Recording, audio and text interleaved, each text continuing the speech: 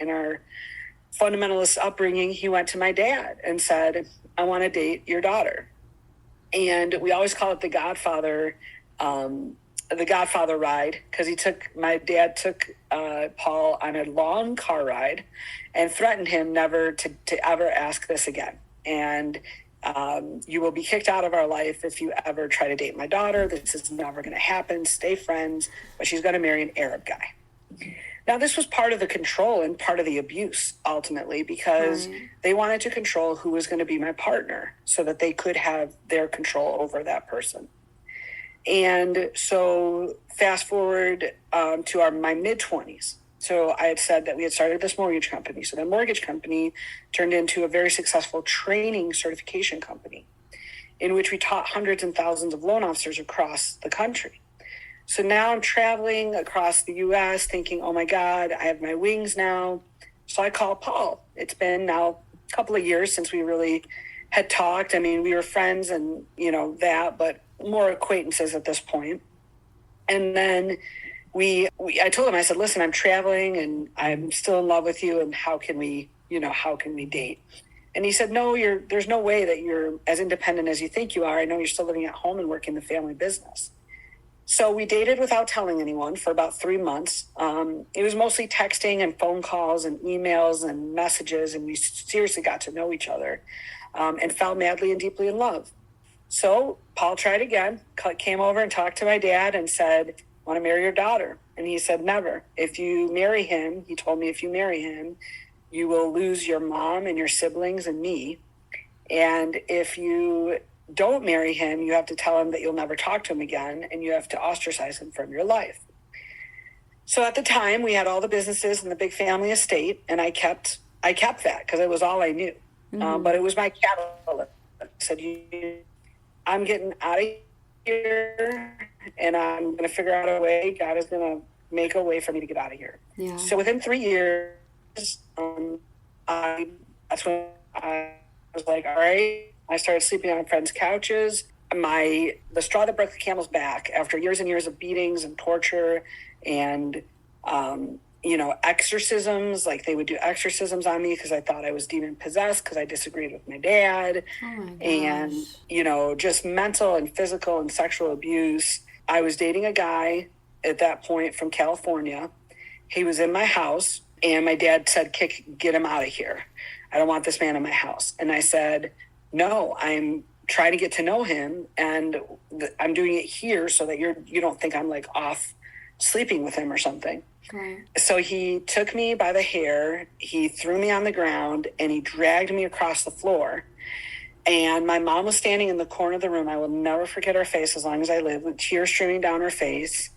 I looked at her and she just kept shaking her head like she wouldn't do anything. I looked up at my dad, who was ready to punch me. And I just looked at him and I just didn't even fight back because in my head I said, that's it. I'm done. He will never lay hands on me again and I'm moving out. The next day I went and started sleeping over at friends' houses, packed my bags, started looking for an apartment, and I found an apartment. Right before I signed the lease, I went home because I was still trying to reconcile with my family at this time. And I opened my laptop when I went to go to bed. And Paul had been on my Match profile. I had signed up for Match about a month before that, and Match.com matched me with Paul as a 95% match. And this was 3.5 years after I hadn't seen or heard from him ever again. Wow. The lesson there is you have to step out of your comfort zone to get your dreams. And I stayed in my parents' house. They took away and stripped me of all my dreams. It was the moment I stepped out of that boat and said, all right, there's bigger things ahead, that God was like, all right, you're ready. Here's Paul again. Like, drop him your match, you know? So that's one of my favorite, like, real life stories of how I got out and what God can do if you let that happen. Right. That's so good, Jojo. And you are so strong because, and it just like goes to show, like, God didn't put you in that position to make you suffer, but God is using your pain for purpose, and now you're going to help so many women. Like, your story is so powerful, and there's so many women out there who are in your position, but they're too scared, or they feel like there's no way out. And you, like you said, it's a story of hope. Like, it's a story of there's opportunity there for you too, and you are creating a community to help those women. And so that I just want to, you deserve so much respect for that, because your story is just so inspiring. Thank you. And that's, and when I was going through all of this, right, from like childhood and all of that stuff, like I kept saying to myself, one day I'm going to get out and I'm going to help people that are, because I knew I wasn't alone. Like many women, like we believe like we're alone, like no one else is dealing with this abuse, and we must have done something wrong. We blame ourselves that, we're in that situation. And I always said I want to give hope and inspiration. I just didn't know how I was going to get out. And so, I got out at 29. So, I was there for 29 years. We're in the United States of America. Like, I could have left at 18. Ultimately, and this is what I tell everyone that asks me, like, how do I get out, or what do I do? Like, I always ask people, have you reached your end? Like, at the end of the day, you have to, as a person, make a purposeful choice that this abuse is done. And for me, it was 29 years. Like, when you think about the 11 years that I could have been out and about, like, so many people get frustrated with women that, why are you still in this abusive situation? And why are you still letting him treat you that way? And trust me, like, I have those feelings sometimes, but then I remember, Jojo, it took you till you were 29. Like, it has to be an internal, I would rather die than live like this anymore. And once I reached that point, it's called Jumping Without a Net. There's a book about it. It's called To Jump Without a Net, I think. And there's another book I love. It's called Get Out of That Boat. And basically it talks about Peter getting out of the boat, right? Like how he was the only one that got out of the boat, and he was the only one that walked on water. And so in order to walk on water, you have to be willing to get out of the boat. And for me, like, that's always what I tell women is, are you ready to step out of that boat? Because it's going to be hard. Like, I didn't know that somebody was going to provide me. So the rental unit that I got, the apartment, like that apartment complex was so booked that there was a waiting list. But I walked into that apartment complex one day, and I knew that's the one I wanted. And they had just had somebody cancel the lease. And they were like, if you want to hop on this lease, you can hop on it and pay the rest of the time. When I reconnected with Paul and all that, and we eloped, I needed to release it out. And the same thing happened. Somebody had walked in and they got my lease. So it was like the cycle of love, right? But my point being is that you have to get out of you have to be willing to leave it all behind. So my family was rich as far as people knew. We had a huge estate, like everything was taken care of. But I was unwilling to live in that. And that's the other piece is many people think it's only quote unquote financially poor people that experience this abuse. It's not. It could be your neighbor. It could be your church person. It could be your best friend. It could be anyone that's experiencing this. And that's what I also want people to hear from this podcast is anybody that 1 in every 3 women has experienced this. So those are important notes as well. Wow, that's a very interesting statistic. 1 in 3. 1 in every 3 women has experienced some type of domestic abuse, and that number has, like, it was 1 in 10, and then 1 in 7, and 1 in whatever, and now it's 1 in 3. Like that keeps getting worse instead of better, and that's what we're trying to do with On the Wings of Angels. Is the whole purpose of On the Wings of the Angels is because we've all heard of those domestic situations where somebody has died from domestic abuse, whether it's in the news or somebody we know personally. And so we're doing this on their wings. We are literally, this mission is to serve others on the wings of these people that have died so that we don't have to experience that again within our circles.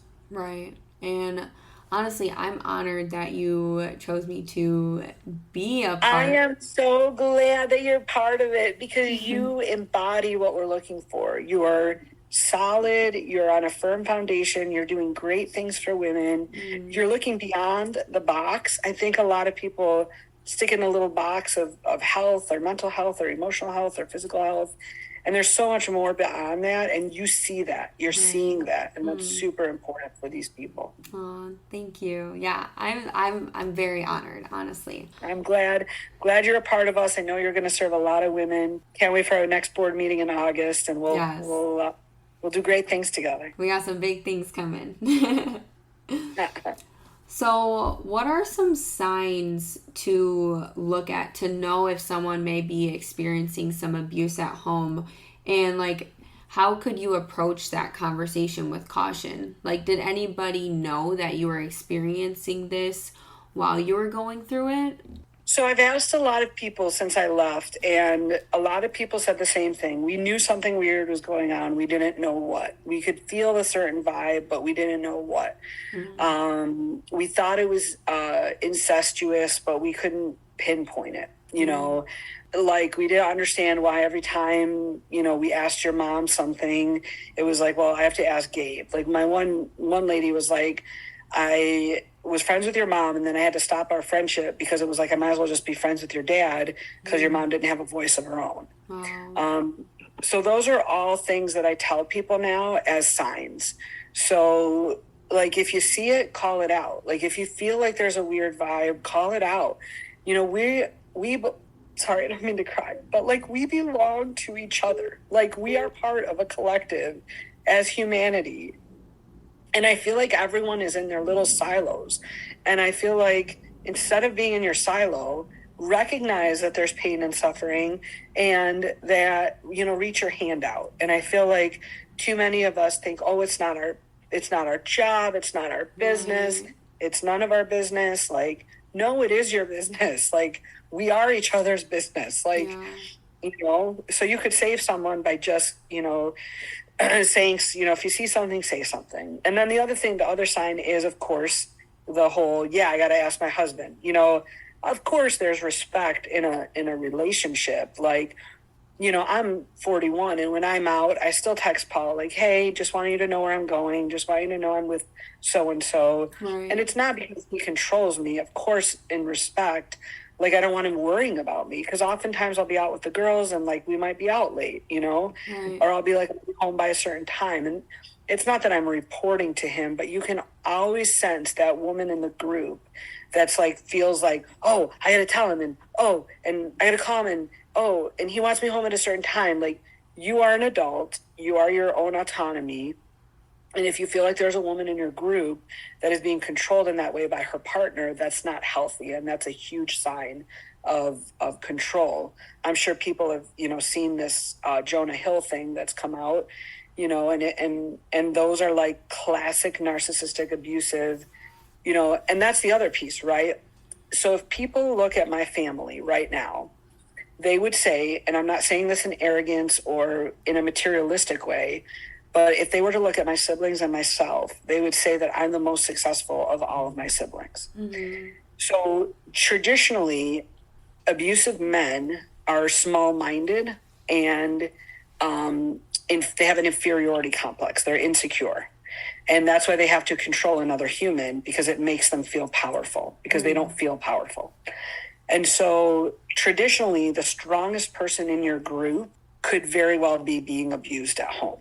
And I want to repeat that. Traditionally, one of the strongest women in your group, it's not always the mousy person. It's not always the person that doesn't say a lot or the introvert.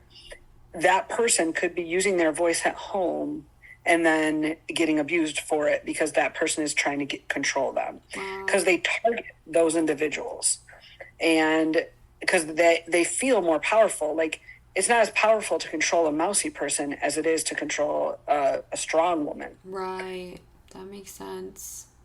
So those are definitely some classics that, you know, I wouldn't say I have all the answers, but those are some classic signs. And then one last one I would say, you know, modesty is one thing, you know, dressing modestly, being modest, acting modestly. Sure, that's respectful and, you know, to each his own. But if you see somebody that's overly sensitive about that topic, traditionally abusive men want their women